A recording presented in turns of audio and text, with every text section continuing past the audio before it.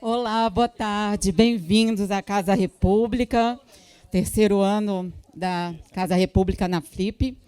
E obrigada por vocês estarem aqui. Queria dizer que nessas próximas 48 horas vamos ter uma programação muito variada, debates econômicos, políticos, literários, uma roda de jongo hoje, a partir das 8h30 da noite, aqui à frente.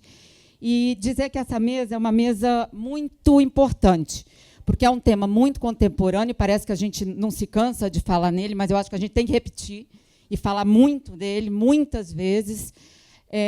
E nós temos duas pessoas hoje que passaram e têm uma experiência muito específica, não só de um momento que a gente achou que tivesse passado, mas de uma coisa contínua, que ainda existe, que é ter a sua liberdade de expressão e a sua capacidade artística, literária, no caso, podada por governos antidemocráticos ou não, me parece que sim, né, os que fazem isso, mas a gente tentar pensar nisso sempre. Também queria chamar o Luciano Cerqueira. Essa mesa ela é apoiada pelo Samambaia.org, que é uma das organizações que compõem a Floresta.org, esse ecossistema que nós trabalhamos aqui, que envolve a Matizar Filmes, o República.org e o Museu Vassouras, que vai ser inaugurado em maio do ano que vem, na cidade de Vassouras. E o Luciano Cerqueira, como apoiador aqui e nosso responsável pelos projetos, vai falar um pouco do Samambaia e por que essa mesa de liberdade de expressão é apoiada pelo Samambaia. E depois chamo os nossos convidados, João Paulo Cuenca, que sofreu uma série de processos pela Igreja Universal, depois de ter publicado um tweet, e transformou essa saga jurídico pessoal ali numa cruzada pessoal e num documentário. Então, ele vai falar um pouco desse filme também. E o nosso querido Jefferson Tenório, autor de um dos livros que mais me emocionou nos últimos tempos, A Avesso da Pele, também está com um livro novíssimo aí, saindo do prelo, também vai contar para vocês. Passo a palavra para o Luciano. Boa Flip, boa mesa. Desculpe. E tudo isso moderado pela maior estrela da Globo News, Júlia Guailibe. Claro que sim. É que jornalista não fala de jornalista, né? Eu esqueço essas coisas. Então, assim, mas vamos falar. É uma raça desgraçada. Boa tarde a todos e todas e todes. Meu nome é Luciano e eu sou o coordenador de projetos da Samambaia Filantropias. A Samambaia.org, nós mudamos. E nós atuamos em 3 áreas, né? Cultura e democracia, transformação tributária e liberdade de expressão e diálogo. E por que essas áreas parecem tão diferentes, fazem tanto sentido para a gente trabalhar? Primeiro, assim, a nossa atuação na área de cultura e democracia, nós apoiamos nossos parceiros. São a Cinemateca do MAN, o Solados Abacaxi no Rio de Janeiro, na Rua do Senado, o Galpão Bela Maré, que estão com a gente já há alguns anos. Na área de transformação tributária, a gente faz um trabalho pensando numa... A gente nem fala reforma tributária, transformação, porque uma reforma não cabe mais. Tem que ser algo mais profundo para o Brasil crescer de forma contínua. Então, a gente tem como parceiros o MAD, da USP, o CECIF, o Fiscal Data, várias instituições que estão trabalhando com a gente para a gente pensar, né, como é que a gente faz o Brasil crescer com essas reformas, tanto da renda quanto do consumo. E a gente sabe que sem essas reformas nós não vamos avançar. E a terceira área que nos traz aqui, que nos traz essa mesa, liberdade de expressão e diálogo. Nós começamos incentivando a criação do Movimento Brasileiro pela Liberdade de Expressão Artística, Mobile, Movimento Mobile. É uma plataforma, né, onde quem sofreu qualquer caso de censura artística pode entrar e denunciar. Nós já temos quase 400 casos, todos eles mapeados. Então, lá você descobre qual foi o ente do governo que censurou, se foi municipal, estadual ou federal, pode ter sido uma autarquia. Então, está tudo isso lá catalogado para quem trabalha com o tema. Vocês vão lá e vão entender. E por que nós criamos isso? Porque a gente acredita que sem uma liberdade artística também não é possível o Brasil a avançar, né? E essas 3 linhas de trabalho nossa, elas parecem muito dispersas, mas ela tem uma palavra em comum: democracia. A gente acredita que democratizando o acesso à cultura, né, na nossa linha de atuação de cultura e democracia, né, a democracia ela tem que estar relacionada aos impostos, impostos justos, né, paga mais quem ganha mais, e quem ganha menos tem que ser o alvo das políticas públicas, né? Isso está muito claro para a gente. E democracia, quando a gente fala, liberdade de expressão, cultura e impostos. A democracia perpassa esses três nichos de trabalho. Então, essa é a palavra que nos une. A gente acredita que, com um sistema de impostos justos, com liberdade artística e acadêmica, que nós também já trabalhamos com o professor Conrado Huber, e com uma liberdade de expressão, aí sim a gente vai fazer o Brasil crescer de forma sustentável e vamos reduzir as injustiças sociais. Não, a gente acha que a gente não acaba, mas queremos reduzir isso tudo. E é assim que a Samambaia está tentando colaborar com o Brasil. Jefferson Tenório, João Paulo Cuenca e Júlia Duailib, no palco.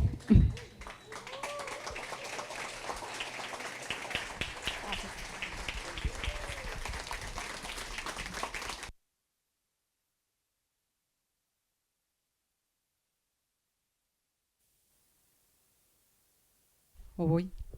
Boa tarde para todo mundo. Que prazer ver a casa cheia assim. Muito obrigada pela presença de vocês. Quero agradecer à República, Guilherme Coelho, especialmente a Dani Pinheiro, pelo convite. Curadoria maravilhosa que você fez, como sempre. Obrigada. Espero que vocês aproveitem. Não só essa mesa, como todas as outras que vêm por aí.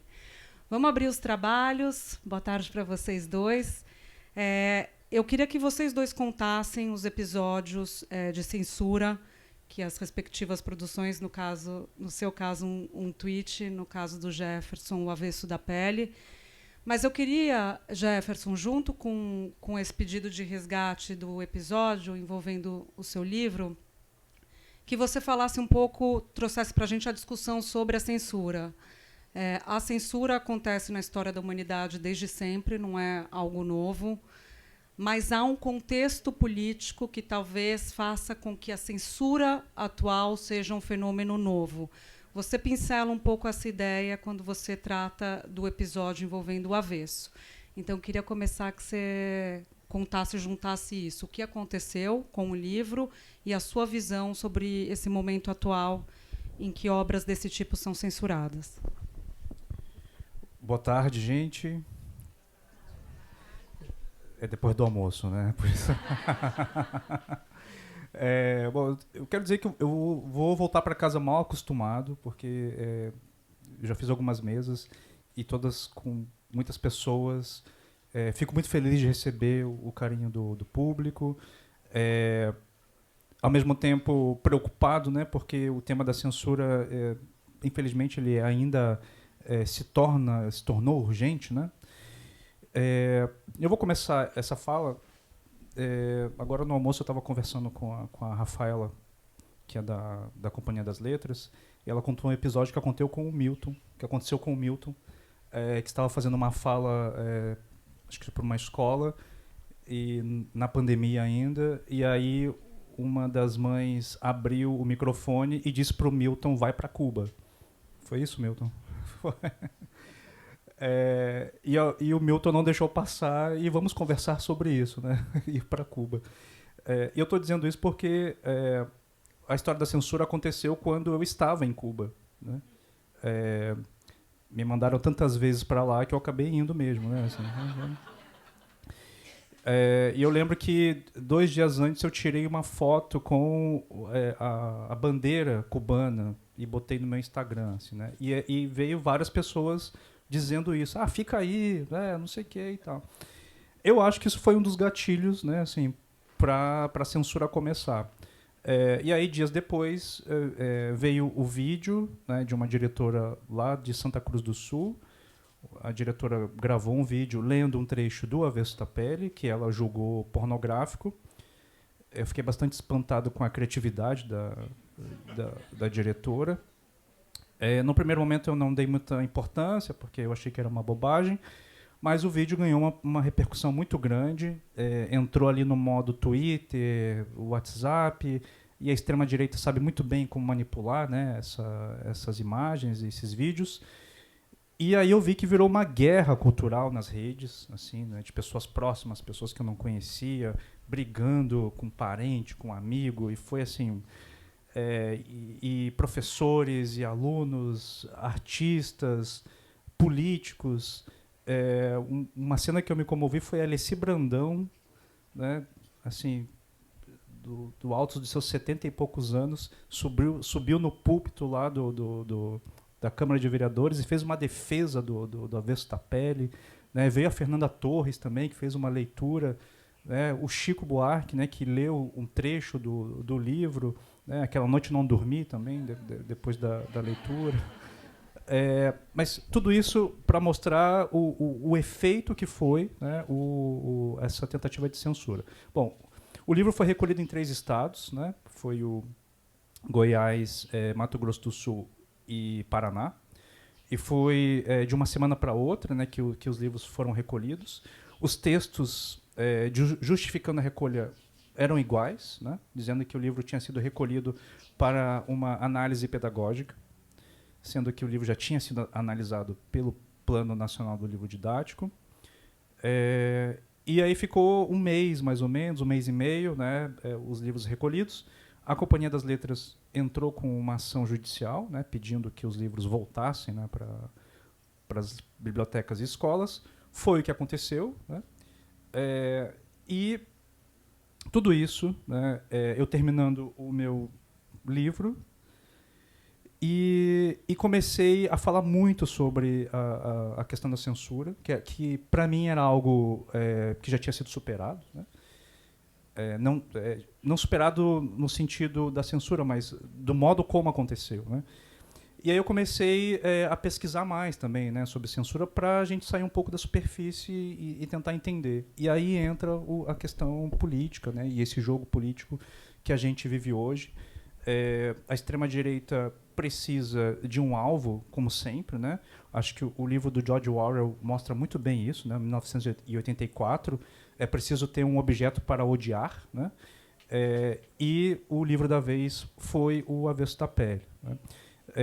Então há essa tendência, né, de encontrar esse inimigo, o que também faz com que a extrema-direita consiga se unir de maneira mais rápida. Né?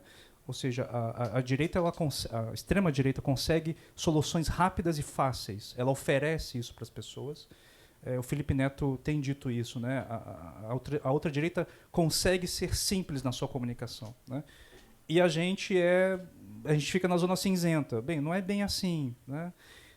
E claro, porque a gente faz uma elaboração política, filosófica e tal, mas talvez a gente tenha que encontrar formas mais eficientes, né, de comunicar, para que a gente não caia nessas armadilhas, né, que aconteceu com o Avesso da Pele. Então, assim, é só um panorama inicial assim, para a gente começar a conversa. Vamos mergulhar nessas formas mais eficientes de comunicar. Acho fundamental a gente passar por isso. Cuenca, você foi lá um dia, na pandemia, fez um tweet citando um autor do século XVIII, foi fazer um café, 10 minutos depois você volta, e aí tudo mudou, cara. Mundo caindo e o cancelamento. Pois é. Alô? Alô, agora sim. Sim. Bem, muito obrigado pela presença de vocês. Obrigado, Guilherme. Obrigado, Daniela, República. Uma honra, um prazer estar aqui.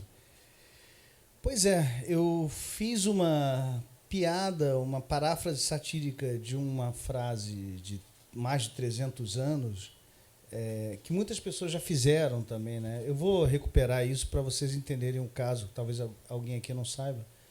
A frase original é uma frase de um padre. Né? O Jean Meslier, ele era um padre católico que no final da vida dele se revoltou contra a igreja. Depois que ele morreu, recuperaram os diários desse padre francês, o Diderot editou. E tem uma frase ali, que é a formulação que todo mundo ficou conhecendo depois de muito tempo, a humanidade só será livre quando o último rei for enforcado nas tripas do último padre. É uma frase que tem a ver com a República e com os valores do iluminismo de separação entre a Igreja e o Estado. No meio da pandemia, naqueles momentos de neurose absoluta, eu vi uma notícia do governo Bolsonaro distribuindo muitas verbas para igrejas, e era uma foto deles todos com os pastores e tal, e eu botei entre aspas no meu Twitter, né, que eu nunca mais vou entrar, inclusive agora parece que voltou, né, e eu prometi a mim mesmo e a todo mundo que eu conheço que eu não vou mais entrar no Twitter. Vou aproveitar que eu fiz essa promessa também, não durou vou um dia. entrar. Júlia, pra quê? Não imagina. Voltou, falei, vou ficar sem. Aí no dia seguinte já estava postando. Aí o pessoal, mas por que você está postando? Você não estava reclamando? É isso, não quero voltar. Mas, enfim, aí naquele momento eu botei entre aspas, fiz uma paráfrase, talvez infeliz pelo contexto, eu substituí padres por pastores da Igreja Universal, porque eu queria dizer exatamente o nome da denominação mais política, que tem um partido político, que tem um projeto de poder no Brasil. Eu troquei reis por Bolsonaros, entre aspas, e eu deletei 30 minutos depois, porque o Paulo Scott mandou. E não adiantou nada. Se o Paulo Scott mandou deletar, porque era sério mesmo. Porque era sério, Só que o print é eterno, né, querido? Print é eterno. Aí foi tipo a coisa. Aí foi uma loucura, porque era um momento também em 2020, junho de 2020, que a extrema-direita ela estava buscando qualquer coisa para ganhar algum tipo de batalha cultural, entendeu? E me usaram como, naquele momento, enfim, eu virei o espantalho, sei lá, qualquer coisa a se bater. E, enfim, recebi milhares de ameaças de morte, perdi meu emprego. E ao longo dos próximos meses eu descobri que eu estava sendo vítima de processos. É uma ação coordenada da Igreja Universal contra mim. Eu recebi 144 processos de 144 pastores. É um número bíblico, né? Depois eu posso falar um pouco mais sobre o 144. É super sério esse número, tem um motivo. E recentemente o STF chegou ao entendimento, por causa do meu caso, que esse tipo de ação é ilegal, usando o juizado especial civil e tal. A gente pode falar um pouco mais sobre isso. Litigância de má-fé. Mas, assim, eu me vi colocado num imbróglio jurídico pesadíssimo. Tirando o fato do emprego e das ameaças de morte, era uma coisa muito complicada. Você se defender de 144 processos pelo Brasil inteiro é um número recorde, né? E aí, agora... A gente ganhou 138, faltam 6. Já tem precedente. Jefferson, você falava sobre essa comunicação mais eficiente. Numa entrevista para o jornal o Globo, você disse que o pensamento conservador escolheu o livro como inimigo, que você reproduziu há pouco aqui para a gente, mas você também fala num despreparo no ambiente escolar para lidar com temas sensíveis e linguagem literária. Queria que você aprofundasse um pouco, por favor. Há professores e professores, né? E eu tomo muito cuidado porque eu fui professor, né, durante muitos anos, foram 18 anos em sala de aula, trabalhando com escolas públicas e particulares, trabalhando com ensino médio e ensino fundamental. Sei do quanto é difícil, de toda a precariedade da escola, e tomo cuidado justamente para que a crítica, na verdade, não é aos professores, mas é à instituição escola, né? E eu, muitas vezes, durante todos esses anos, eu tive que me defender, assim, defender o meu trabalho em reuniões pedagógicas, aquelas reuniões com os pais, né? Principalmente aquelas reuniões que os pais pedem só com o professor, né? E aí você vai... para se defender por que você está usando determinado livro com aquela turma. Isso aconteceu diversas vezes. Assim, eu comecei a dar aula no início dos anos 2000 e pelo menos 2 ou 3 vezes por ano eu tinha essa conversa com pais de aluno. Geralmente de escola particular. Assim, escola pública tinha, né, mas a escola particular era mais. E eu lembro de uma conversa bastante emblemática, que foi sobre o livro O Diário de Anne Frank. Estava trabalhando com o 6º ano, e aí uma mãe pediu uma audiência comigo, né, porque ela estava indignada que eu tinha dado um livro que falava sobre sexo. E aí bom, vamos lá, né? E a direção da escola só me chamava quando eles não conseguiam mais, né, dar jeito. E eu fui entender, né, que história de sexo é essa no livro, né, da Anne Frank. Bom, aí chegamos para a conversa e ela disse que o filho dela estava lendo o livro, muito entusiasmado, inclusive, né? E ela pegou o livro e abriu numa parte qualquer, no momento em que o primo da Anne Frank, né, tá explicando para ela o sexo dos gatos. Está explicando como é que identifica o sexo dos gatos. E ela achou aquilo um absurdo, né, porque o filho dela tinha 12 anos e não podia ler uma cena daquela, né, uma cena pedagógica. E aí ela falou, eu esperei ela terminar. E quando ela terminou, eu falei para ela, muito bem, a senhora, então, está me dizendo que isso aqui é mais chocante do que a Segunda Guerra Mundial? Que isso aqui é mais chocante do que ter uma família que teve que ficar escondida porque podiam ser mortos? Você está me dizendo que essa cena aqui é trágica, é grotesca diante do que os judeus sofreram em campos de concentração? É isso que a senhora está me dizendo? E aí, nesse momento, ela encheu os olhos d'água. Porque ela viu, né, a besteira que ela estava fazendo, mas depois eu entendi que, na verdade, o problema dela era com a sexualidade do filho dela. Era uma outra coisa, né, que ela estava tentando ali, né. Aí o que eu costumo dizer é que esse encontro com os pais de alunos é uma sessão de terapia. Não dos alunos, mas dos pais, né? Que os pais chegam lá contando um monte de coisa. Então, quando eu digo que a escola não está preparada, é no sentido de tomar cuidado para que a gente não higienize, né, a educação e a literatura, entendendo que a escola tem a obrigação de atender e de trabalhar todos os temas, sejam eles sensíveis ou não, né? Inclusive com a história do avesso, né, que a diretora colocou aquelas partes que ela julgou pornográfica, e por que não trabalhar aquele trecho com os alunos, né, e falar sobre sexualidade, né? Acho que é nesse sentido. Então, a minha crítica não é aos professores, mas é essa estrutura escolar precarizada que não permite que os professores consigam, né, fazer um trabalho como deve ser feito, né, com a arte, com a literatura. E uma última coisa, a arte e a literatura, elas não cabem dentro da estrutura da escolarização do mundo, que é o que a escola faz. A escola tenta escolarizar o mundo, e a arte não cabe nisso. Por isso que ela vai causar fricção, atrito, vai sair faísca. É isso mesmo. Assim, daqui a 100 anos, se tiver mundo ainda, né, vai ter discussões próximas dessas, justamente porque a arte não vai se encaixar nisso. E eu acho que a escola precisa se preparar para lidar justamente com esses escapes, né, que a arte produz. Maravilhoso.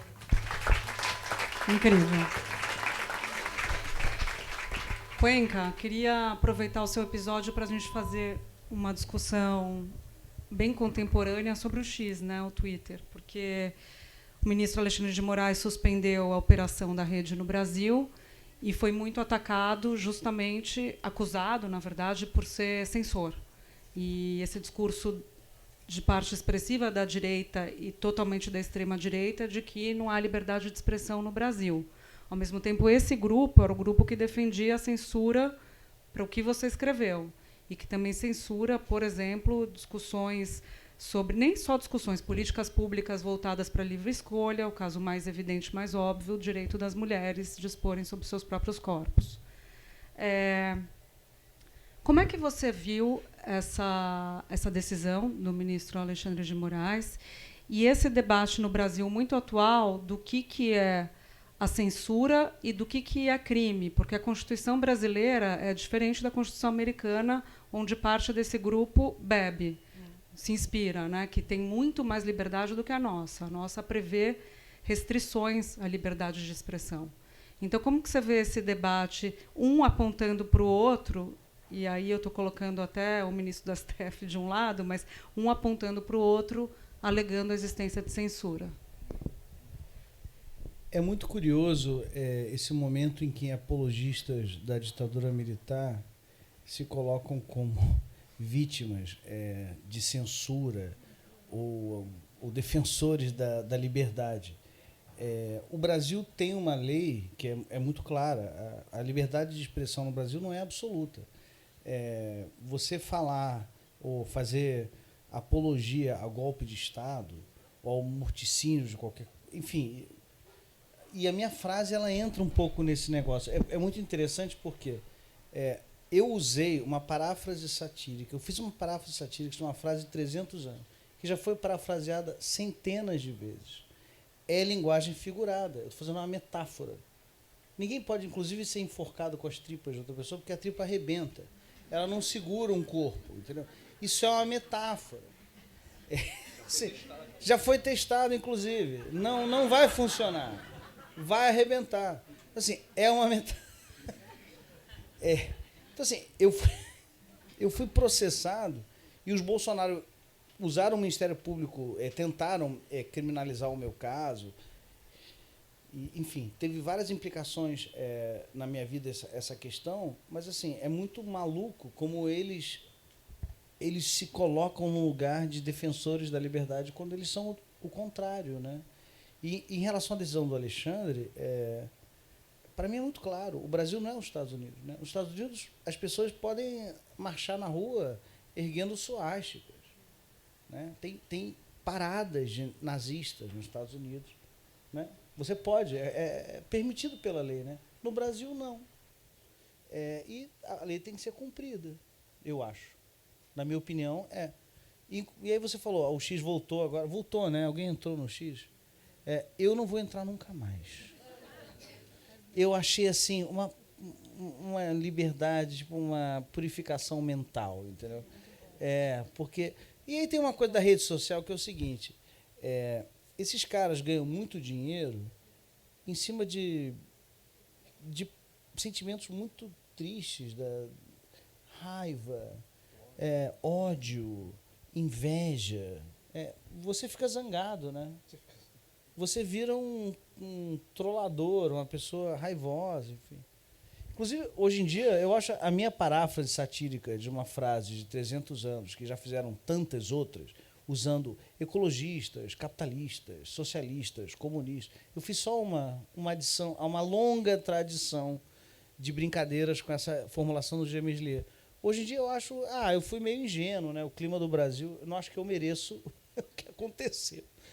Mas, enfim, mas o Twitter, ou esse ambiente das redes sociais, é muito propício a esse tipo de insensatez, vamos dizer assim. Estou me acertando aqui com o botão. Oi, desculpa, gente. Aqui tropeçando no botão. Você está no Twitter, ou esteve no Twitter em algum momento? E aproveito já para perguntar a sua opinião sobre essa discussão de liberdade de expressão, a direita se dizendo a defensora da liberdade de expressão, mas, ao mesmo tempo, censurando uma série de discussões e políticas públicas e posicionamentos.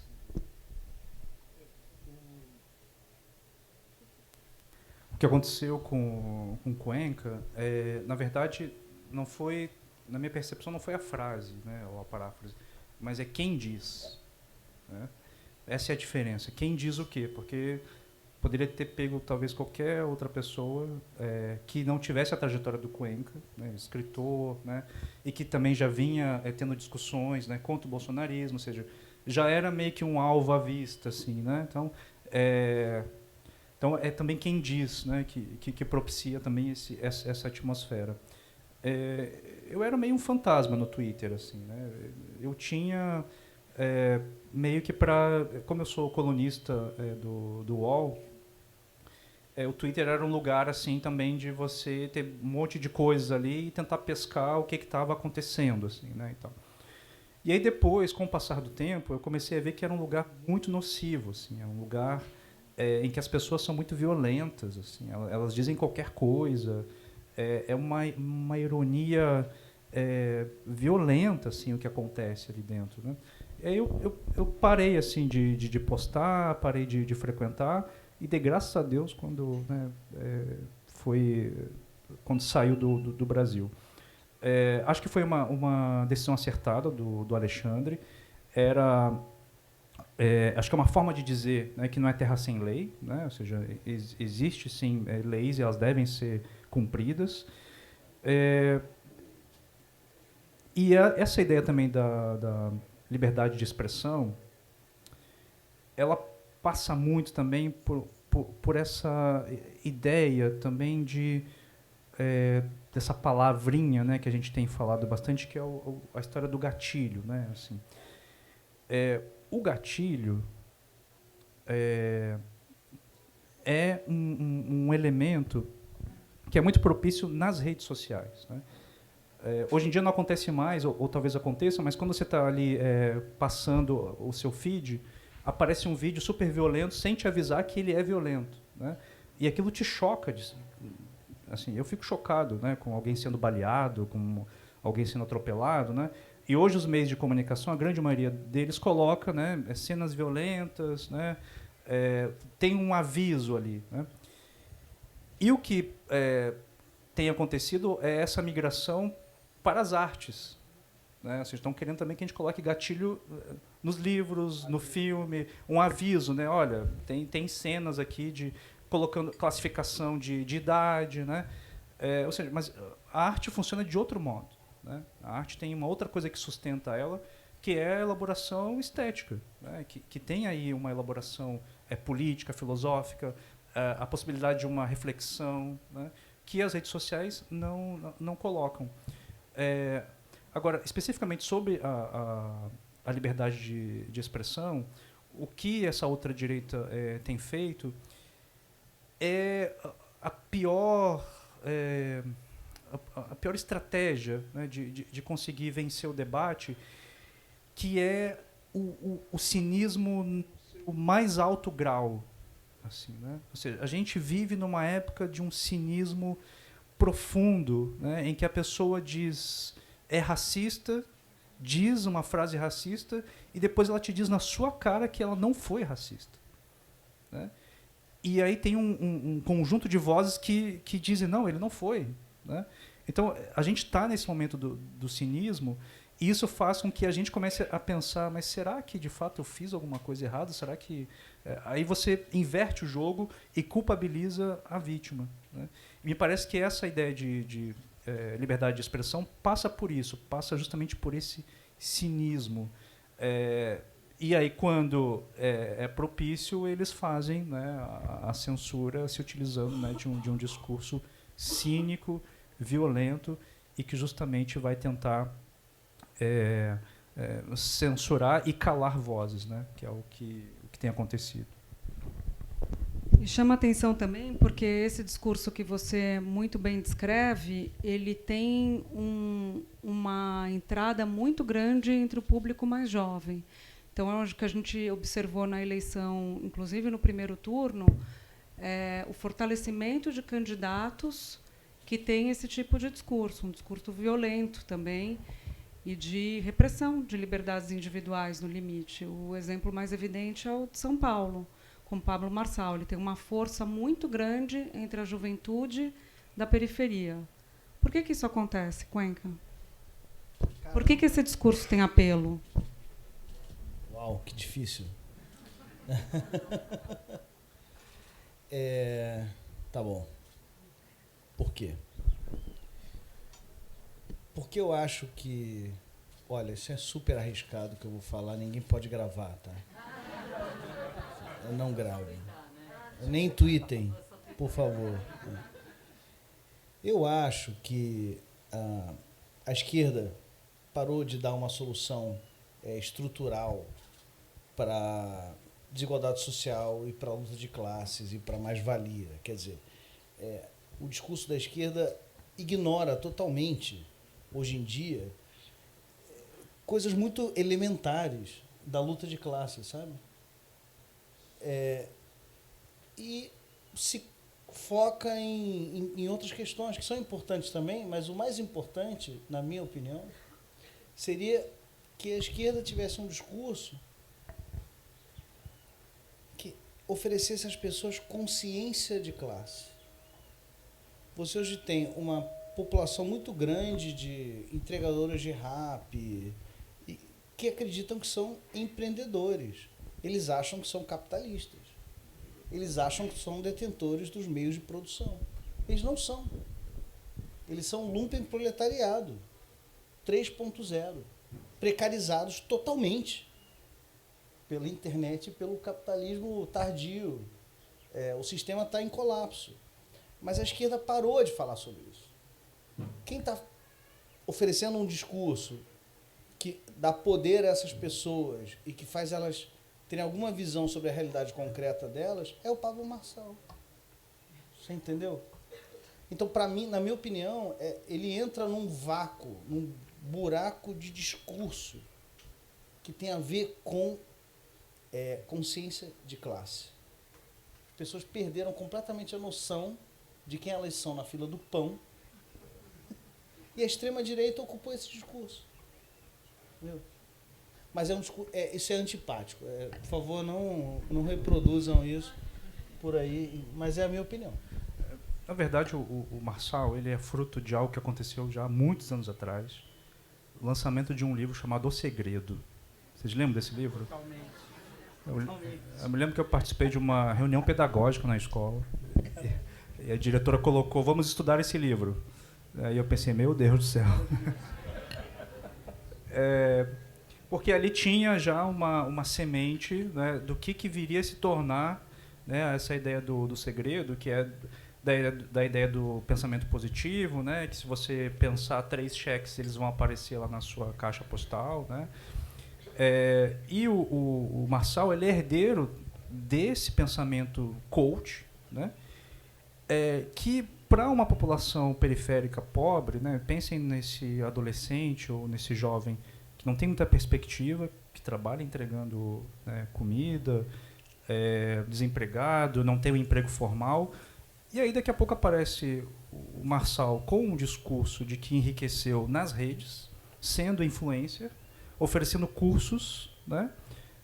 Ou seja, é fácil ser rico, é fácil você conseguir chegar aonde chegou. É um discurso muito sedutor, né? Principalmente para quem não tem condições, o que não almeja uma solução mais rápida, né, para os seus anseios.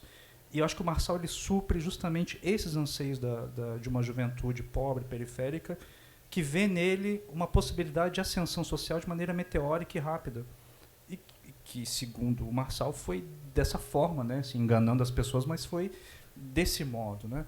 Então, me parece que ele conseguiu achar um espaço, que é um espaço muito perigoso, mas extremamente eficiente, dentro do contexto de São Paulo ainda, né? Que enfim, tudo é macro, tudo é grande, né? Então, essa figura naquele lugar, nesse momento, fez com que ele se beneficiasse, né, de tudo que aconteceu. Qual é o antídoto disso? Por mais difícil que seja, ainda é o conhecimento. Ainda são os dados, é a ciência, é a literatura, é a arte. Por mais que a gente esteja errando, mas a gente não pode ficar indiferente e apático, né? Eu acho que se o que aconteceu, por exemplo, agora com o Boulos, né, do atestado falso, né, e de em 24 horas ter desmontado, né, aquela farsa, e que tirou ele do segundo turno. O Pablo Marçal perdeu o segundo turno por causa daquele documento falso, que ele poderia estar. Então, houve uma rapidez nesse sentido, né? Então, eu não acho que é terra arrasada, né, em que não há uma resposta para a extrema-direita. Há uma resposta, mas que eles têm sido bastante eficientes, isso eles têm sido. Você estava falando até nas respostas anteriores sobre educação, né, sobre como os professores têm de lidar com essas questões mais críticas.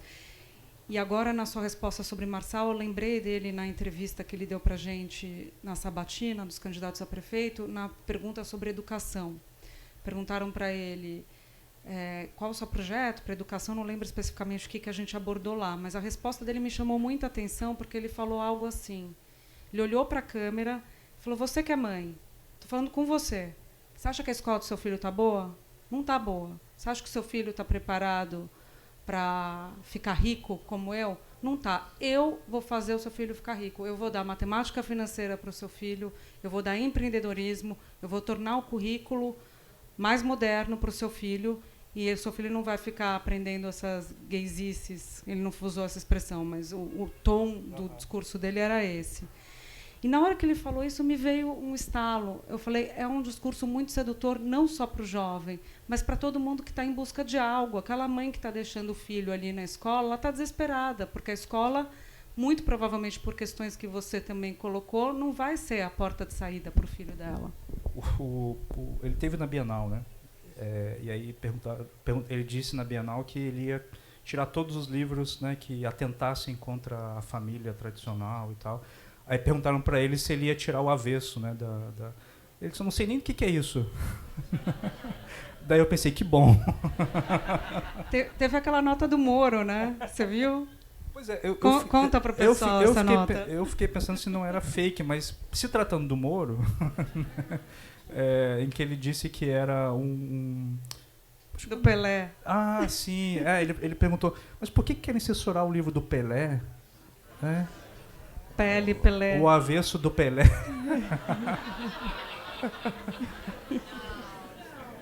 Foi uma nota do Lauro Jardim, né? Foi do Lauro Jardim? Foi Lauro Jardim. Né? Eu pensei, mas será que é verdade? Mas se tratando do humor, acho que pode ser sim. Cuenca, voltando para a discussão sobre censura tal, e como a censura há anos ronda a humanidade, né? Queria a sua opinião sobre a revisão de algumas obras e a discussão sobre termos racistas, a reedição, melhor, de várias obras. Vou citar o exemplo mais óbvio, Monteiro Lobato, Agatha Christie, Roald Dahl. Como que você vê essa discussão? Precisa ter uma reedição ou as pessoas têm que lidar com o que está lá, aprender, ter as ferramentas para saber fazer a interpretação? Eu acho que, enfim, se eu fosse editor dessas obras, eu trabalharia numa edição aparelhada, com notas e com um aparelho ao redor do texto para dar um contexto histórico daqueles termos, enfim. Acho que isso é completamente natural. O que não é natural, a meu ver, é interditar os livros, né? Eles têm que ser colocados no mundo. Olha, esse autor escreveu dessa maneira, porque ele é um autor do século tal, porque ele era isso e aquilo, e aí as edições têm que ser aparelhadas. Mas eu não acho que tem que ser, que elas não têm que existir. Nem que tem que ser alteradas. O texto principal não pode ser alterado na minha... Não, imagina. Os autores, inclusive, morreram. Eles estão mortos, Você bota uma nota, você bota uma introdução, você dá um contexto, como bom editor, como boa editora, enfim. Você faz aquilo, mas alterar o texto do Monteiro Lobato, que era um racista desgraçado, era também, ao mesmo tempo, um dos maiores escritores de literatura infanto-juvenil da língua. Entendeu? Mas assim, a edição tem que dar esse aparelho. A edição não pode censurá-lo.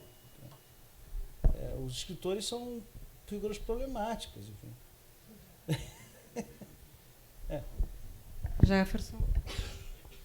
Se a gente fosse fazer uma análise de todos os autores brancos europeus que eu li até hoje, não ia sobrar um, né? Porque vai Tolstói, Dostoiévski, enfim, você vai encontrar um monte de misoginia, vai encontrar um monte de... o escritor também é fruto do seu tempo, né? Ele também tem essa... no caso do Monteiro Lobato, eu queimaria tudo. Estou brincando, gente. Tô brincando. Eu só fui ler Monteiro Lobato já na minha vida adulta. E eu comecei por livros que nem eram do Sítio do Pica-Pau Amarelo. Comecei por outros textos dele que eu gosto, né? Tem um conto dele chamado O Colocador de Pronomes. Vocês já leram esse conto? É um sujeito que nasceu por causa de um erro pronominal. Assim, é engraçadíssima a história, muito bem escrita. Depois fui lendo outras coisas, até que começa a aparecer, né, a história do Monteiro Lobato racista. Defendo também essa ideia de que a gente não tem que censurar livro nenhum, né, seja que livro for, do que está sendo colocado ali, e que acho que sim, acho que a gente precisa levar o debate para a sala de aula. Eu trabalhei com Monteiro Lobato, mesmo depois de todas as acusações, trabalhei com Monteiro Lobato com os meus alunos no ensino médio, né, mostrando o pré-modernismo, né, e tal, mas também trazendo a discussão, assim, né, ou seja, por que esse texto está contaminado, né, de questões racistas, o que está em jogo ali, né? Porque eu acho que o debate ele amplia, né, assim, a possibilidade de entender a própria literatura, né, entender a própria essência da literatura. Agora, com a questão da derrubada, por exemplo, de estátuas, né, que a gente viu, essa revisão histórica, né, que a gente viu, eu sou totalmente a favor de derrubar as estátuas, de fazer e tal acontecer. Eu detesto estátua, né? Esse dia a Tayane, minha companheira, a gente estava passeando por Copacabana, daí a gente viu a estátua da Clarice, do Drummond, Tom Jobim, né, assim. Aí ela brincou comigo, imagina se põe uma sua aí. Daí eu pensei, bom, vai ser um bom lugar para as pombas cagarem em cima, né? Porque é o que eu penso, assim, das estátuas.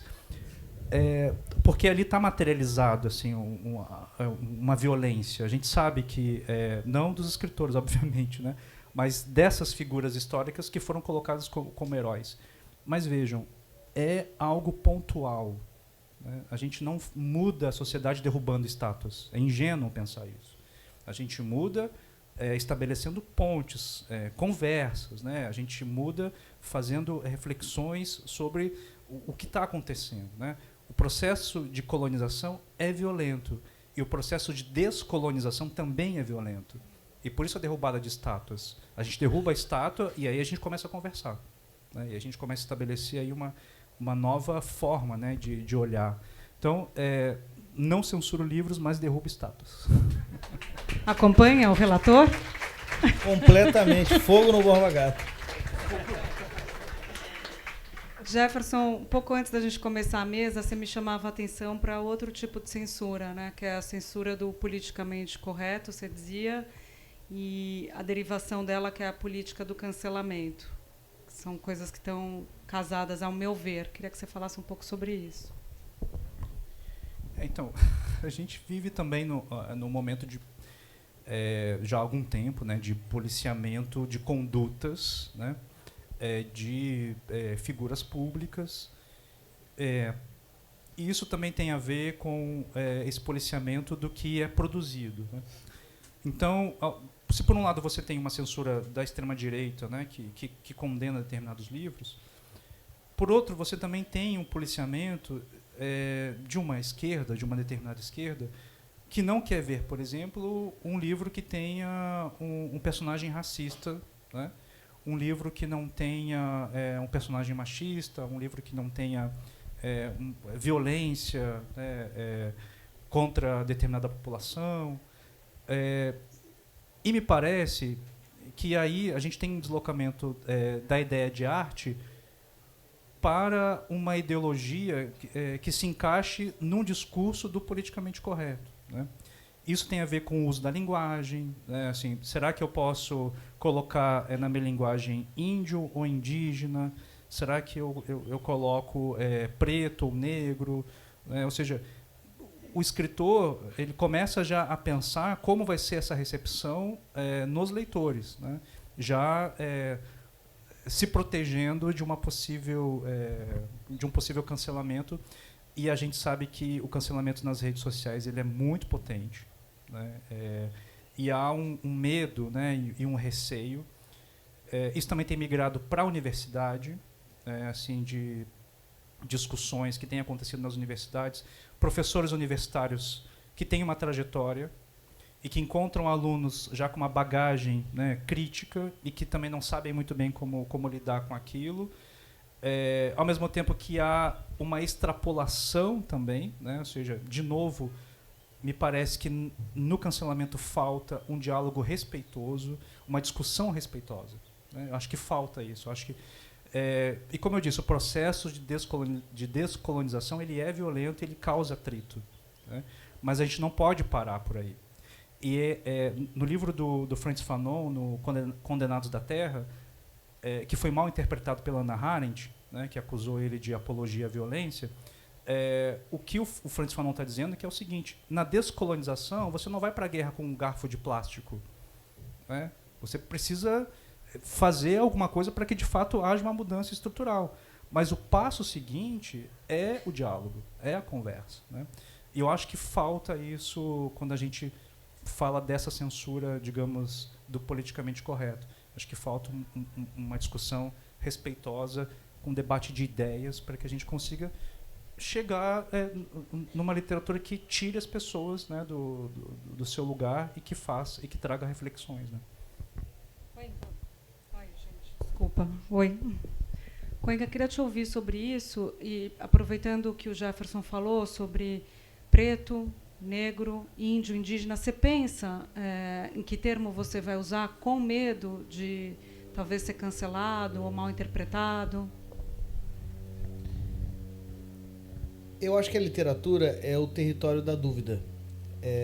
Livros de ficção literária, para mim, mais do que respostas, eles trazem perguntas. Eles são elaborações mais ou menos hábeis, bonitas ou duras de questões. Se você transforma uma obra literária num tratado proselitista de como você deve pensar ou de como o leitor deve agir no mundo, eu acho que perde muita força como arte, sabe? Porque eu acho que a arte, para mim, é um lugar da questão. Se um personagem de um livro meu, onde eu estou querendo colocar alguma questão, ele é uma pessoa horrível, e ele é um racista, ou ele é um misógino, eu não vou medir palavras para colocar ele como tal. Mas, ao mesmo tempo, eu vou tentar dar uma tridimensionalidade desse personagem. Quer dizer, eu acho que tem... mesma coisa que eu falei sobre a esquerda, agora eu vou falar sobre a literatura contemporânea. Ferrou. Vocês não botem isso no Twitter. Mas, assim... é muito fácil encontrar um público, ou sei lá... eu acho que a literatura não pode ser uma bula, entendeu? Ela não pode... Você está falando do segredo, né? Que é uma coisa de autoajuda e tal, tem a ver com o capitalismo. E que ajuda o próprio autor, né? E que ajuda o próprio autor, claro, imagina. Ele é o principal. Mas também eu acho que essa coisa da... o Jefferson é um grande exemplo disso. Ele coloca questões super sérias, super concretas sobre racismo no Brasil, de uma forma que... O livro dele não é uma aula, uma proposta fechada, e que todo mundo é bonzinho ou malzinho, entendeu? O mal é mal e o bom é bom, e é assim, entendeu? Ele está levantando perguntas, está colocando o leitor no lugar da dúvida, da autoquestão, entendeu? Então, é isso, te respondendo a pergunta. Eu não penso nisso. Eu não penso nisso no sentido... Algum personagem pode ser uma pessoa horrível. Porque o mundo é feito de pessoas horríveis. E a literatura também é feita de pessoas horríveis e de personagens horríveis. Entendeu? Às vezes por pessoas horríveis. Exatamente. Acontece. A melhor forma de você conseguir se blindar, digamos assim, esse cancelamento pós-publicação é você apostar em personagens com suas contradições, com suas complexidades, né? Nem todo personagem é totalmente mal, nem totalmente bom. Ou seja, quanto mais complexo é o seu personagem, mais ele se protege esteticamente, né? Então, a aposta é essa, fazer essa tridimensionalidade dos personagens, né? Bom, a gente começou a mesa falando sobre os casos específicos de vocês dois. Fizemos, acho que, um sobrevoo legal para entender numa dimensão maior a discussão da censura, inclusive com as questões nossas políticas. E eu queria voltar, porque a gente vai encerrar já, daqui a pouco a gente abre para pergunta, com os casos específicos. Jefferson, o que você aprendeu, como que influenciou a sua produção, e se esse episódio do Avesso aparece de alguma maneira no seu próximo livro, que é De Onde Eles Vêm?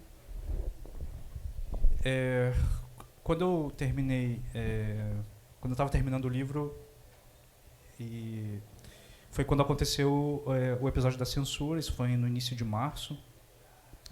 E quando eu recebi o vídeo da Veridiana, a minha assistente, eu estava na frente do computador trabalhando nesse livro aqui, né, fechando o livro. Eu vou ler um trecho para vocês, é curto o parágrafo, para vocês entenderem qual foi o meu sentimento depois que eu li, depois que eu vi o vídeo e estava trabalhando nesse trecho aqui.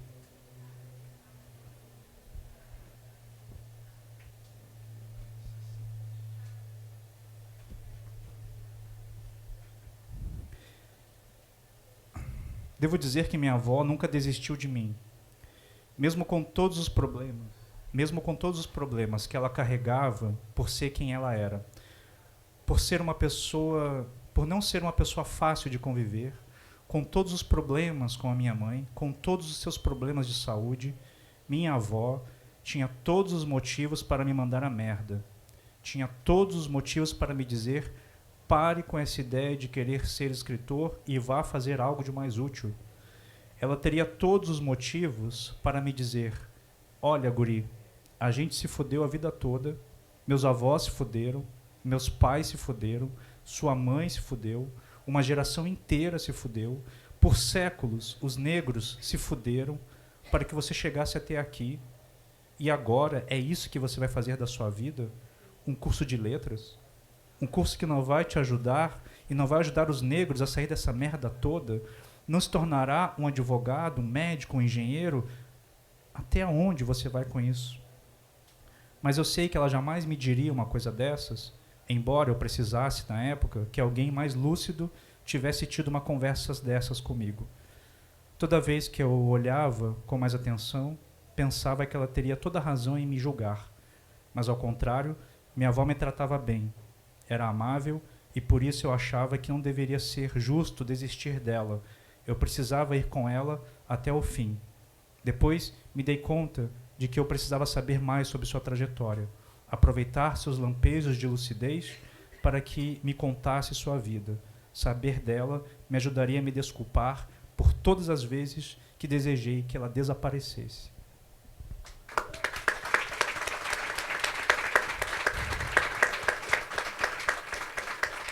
Aí eu recebo o vídeo, né, da diretora me acusando de ser pornográfico. E eu coloquei esse monte de verbo foder aqui no...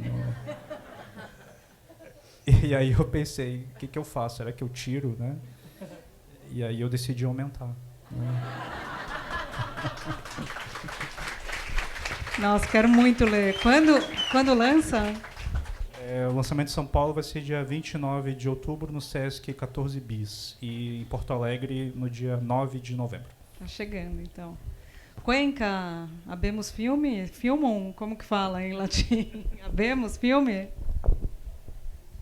Enfim, como eu fui processado em muitos lugares distantes do Brasil, porque a estratégia da igreja era usar um tipo de justiça, o juizado especial civil, em que o processado tem que responder ao processo na comarca, no lugar onde ele está sendo demandado. Eles me processaram em todas as cidades, todos os lugares do Brasil, menos onde eu moro, que é São Paulo. E aí, quando eu entendi a magnitude geográfica dessa perseguição judicial, eu fiquei com muita curiosidade de ir nesses lugares. Então, eu inventei um projeto para viajar o Brasil inteiro, buscando os pastores e outros fiéis da Universal, de outras igrejas, para ter um diálogo de boa-fé. Tá virando pastor, é isso?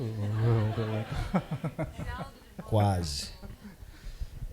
E eu, de fato, durante 1 ano e meio, viajei, fiz uma grande viagem por região brasileira, tem 40 diárias de cinema documental em que eu estou indo nesses lugares, tentar falar com os pastores e tentar falar com outros evangélicos, enfim. Eu estou montando esse filme agora, ele deve sair no ano que vem, eu espero. É um filme muito doido, e esse filme me deu muita coisa, e a principal delas, eu acho, primeiro, um conhecimento da realidade brasileira. Nós, assim, as pessoas da Flip, né? A maneira como a gente encara os evangélicos é completamente estereotipada e pouco tridimensional, para usar esse termo. A gente subestima não só o lugar deles, mas também a experiência espiritual deles. Tá? E eu consegui conversar com alguns deles nessas viagens. Eu viajei, o filme começa em Altamira, eu fui para Dourados, eu fiquei um dia inteiro num clube de tiro em Dourados, que eu entrei, tinha uma faca escrito Bolsonaro, e eu fiquei conversando com um cara atirando, ele era um evangélico que atirava, e eu fiquei discutindo a Bíblia com os caras dentro do clube de tiro, e eles não quiseram me matar. E eu recebi centenas de ameaças de morte por causa dessa paráfrase satírica idiota que eu fiz no Twitter. Você se arrepende? Não, por causa dessa experiência. Não me arrependo.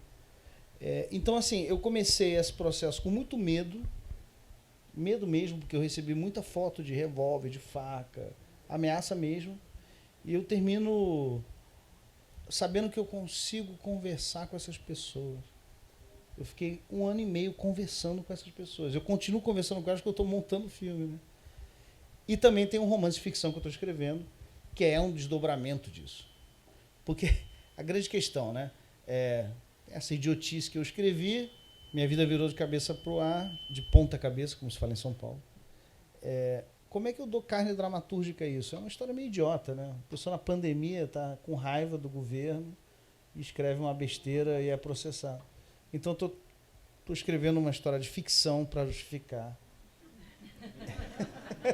esse bendito desse tweet. É isso. Deixar o tweet mais robusto, Exatamente, literariamente. Exatamente. Muito bom, gente. Temos perguntas, Dani? O microfone está... É esse daqui? É óbvio. Alguém?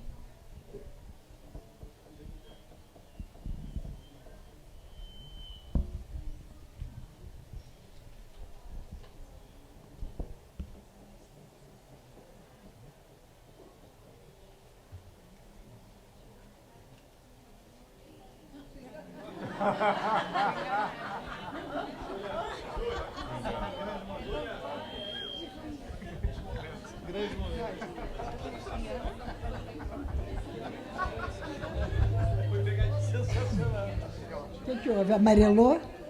A colega amarelou? Jefferson, eu sou Beatriz Rezende, sou professora da UFRJ. Nós fizemos uma entrevista maravilhosa com você para a nossa revista, a Revista Z Cultural. Somos incrivelmente agradecidos. Sou absolutamente sua fã, o seu livro, meus alunos leem, mas me perdoe, eu não posso concordar com a sua última fala. Quando você falou que o escritor precisa se blindar disso tudo, criando, inclusive, esses personagens tridimensionais. Pelo seguinte, eu não vou nem a Dostoiévski, mas se um escritor se blindar dessa maneira, nós nunca teremos Guimarães Rosa. E, para quem esqueceu do Grande Sertão Veredas, eu lembro o filme da Bia Lessa, com os personagens absolutamente hórridos e nada bidimensionais, tridimensionais. Eu acho que isso é perigoso. Quando eu falei sobre o se blindar, não é no sentido de não entender a recepção, né? Assim, não é. Eu acho até uma ingenuidade do autor querer controlar a recepção do livro, né? Isso é impossível, né? Você tem um leitor imaginário, esse leitor geralmente é o próprio escritor, né? Mas o se blindar é no sentido de você oferecer para o leitor o melhor que há em termos estéticos, né? E não no sentido de se defender, né? E de ter medo de ser acusado de ter sido misógino, né? De ter sido racista ou homofóbico, né? Não é nesse sentido. Mas se blindar no sentido de você conseguir oferecer o que há de melhor, né? Na arte e na elaboração com a linguagem, né? Com a estética.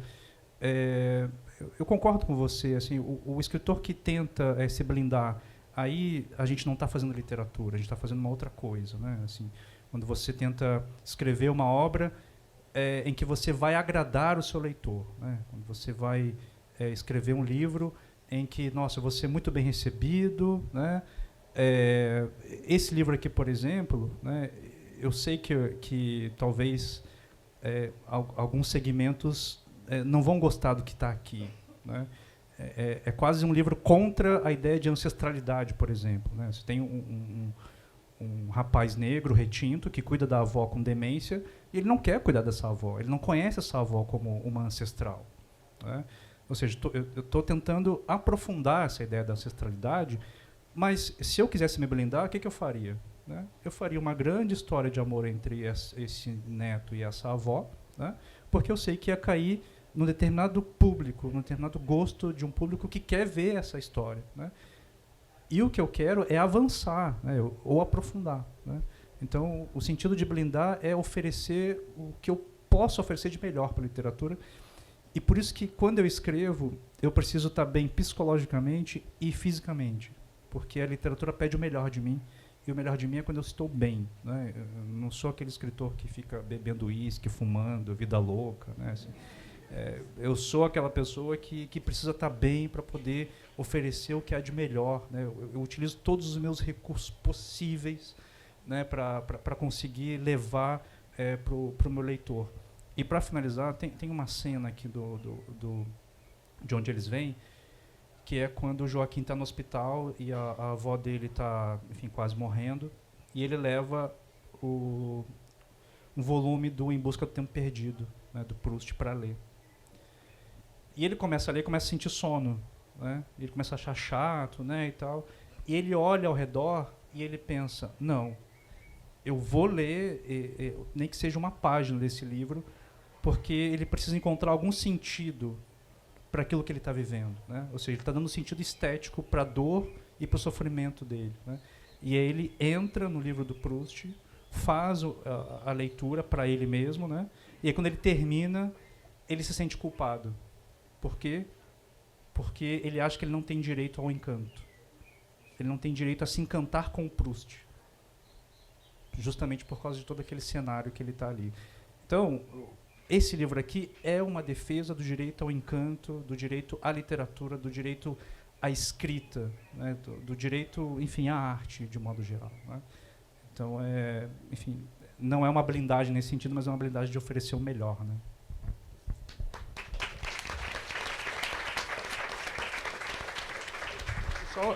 A Beatriz, eu estudei a Beatriz para entrar no mestrado, né?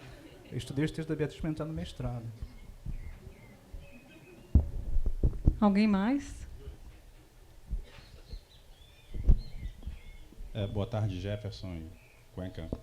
Obrigado por estar aqui hoje na mesa com a gente. Eu não queria fazer a primeira pergunta, que é parecer privilégio, né? E privilégio é um tema da próxima mesa, então a gente não vai misturar. Segundo, eu posso. Eu acho que quando a gente fala de fake news e todo o ataque que vocês sofrem pela internet, acender o ódio contra o outro, a gente está falando de um nível mais baixo. Eu gostaria de saber a opinião de vocês sobre qual o papel das big techs nisso. Como é que a gente pode chegar nelas, porque elas têm um papel muito importante na redução desse ódio, da propagação desse ódio. Caramba. Fácil. Eu acho que essa é a grande questão do mundo hoje. Você tem empresas que são muito mais poderosas que países, né? Elas são multinacionais e os termos lá, quando você entra em qualquer desses sites, né, o Gmail ou o Twitter, qualquer coisa, você tem lá os termos que você aceita, não sei o que lá, né? Essas besteiras, você clica, o Alexandre de Moraes, o negócio do X é exatamente a tradução desse negócio. Eles acham, o capital acha que isso está acima das leis, né? Então você tem essas corporações multinacionais que estão acima de todas as leis. E é o maior funil, é o maior oligopólio da história do capital. Você tem 4, 5 empresas que concentram um poder absoluto muito maior do que países. Tem que ser regulado. Tem que ser completamente regulado. Isso que o Alexandre de Moraes fez com o X é pouco. Muito pouco. Minha esperança é que o Brasil, não sei se vai acontecer, acho que não, é que deveria continuar proibindo e ir atrás de todo mundo. O YouTube, por exemplo, o Google, na época das eleições, a quantidade de fake news e de absurdo que a extrema-direita botou dinheiro para os vídeos do YouTube serem... Facebook, não tem nenhum inocente. Não tem nenhum inocente. Qual é a única resposta que a civilização e a democracia podem oferecer para essas corporações? Regular, controlar, lei. Tem que ter uma legislação, tem que ter uma ONU da internet. Essa ideia de que a internet é uma terra sem lei se traduz no limite em fascismo e no que a gente está vivendo no mundo inteiro, entendeu? Então, para mim, o X da questão, o X, tem a ver com esse poder limitado dessas empresas, entendeu? A degradação democrática que a gente está vivendo no mundo inteiro tem a ver com como essas empresas ganham dinheiro com isso. Se você não controla essas empresas, o mundo vai acabar. Quer dizer, não vai acabar, vai ficar muito pior do que ele já está. Eu vou responder com uma cena de uma série chamada Succession, vocês devem conhecer, né? Que são os donos bilionários das Big Techs e de entretenimento. E tem uma cena em que um dos filhos do... Como é que é o nome do personagem principal? Logan, né? Um dos filhos, aquele que é mais maluquinho, né? Aí acontece um caso de racismo numa das empresas deles. E aquilo ganha uma proporção grande e tal, e aí eles começam a discutir qual seria o posicionamento, né, das empresas dele em relação a esse caso.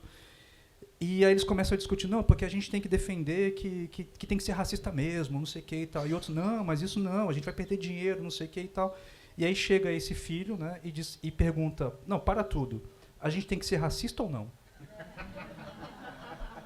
Né? Então, assim, as Big Techs estão um pouco se importando com isso. Assim, né? Se ser antirracista dá dinheiro, vamos ser todo mundo antirracista. Né?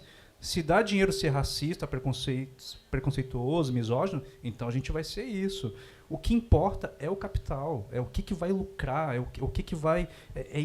quem está preocupado com ideologia é a gente aqui. Né? Assim, as Big Techs estão preocupadas com dinheiro. Né? Então, é isso. Tem que prender todo esse povo aí, porque... Mas... Obrigada. Oi, tudo bem? Eu queria saber, você falou um pouco dessa violência pós-colonial, que ela é um pouco inevitável, né? E eu acho que tem um pouco a ver com isso que você falou agora também das Big Techs. E eu acho que me parece que um pouco dessa resistência tão grande da direita, né, e que um dos desdobramentos é essa censura, essa reação muito bizarra a qualquer coisa que tente provocar as relações de poder e denunciar e tal. Me parece que a direita tem a ilusão de que essa violência pós-colonial que a gente fala vai ser dirigida ao tiozinho bolsonarista da esquina. E não é isso que a gente quer, né? Não é nem contra o pastor dele. É uma violência que é para ser dirigida ao dono da Google, ao dono do Itaú, né? A essas Big Techs, as pessoas que realmente estão lucrando com tudo isso. E se for com o tiozinho bolsonarista da esquina, não é...